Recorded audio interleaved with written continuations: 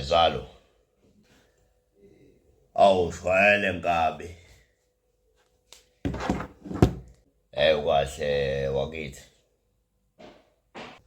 Hayi ngahle mkhaya ngezwe kuwe.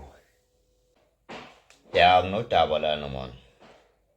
Ngeke ngathi ngiyaphuma lana ngizwa abantu bakhuluma la estradini. Uthini? Bathi abantu kule album usanda kuyikhipha noSijava lethi izinkabi zezwe. Bathi abantu ugejile ZULU bathi ubhembile. Oh hayi ungabanaki labo bebeyipromote le album njengalokukhuluma kwabo. Hayi makuthi kanjalo ke ZULU awunankinga.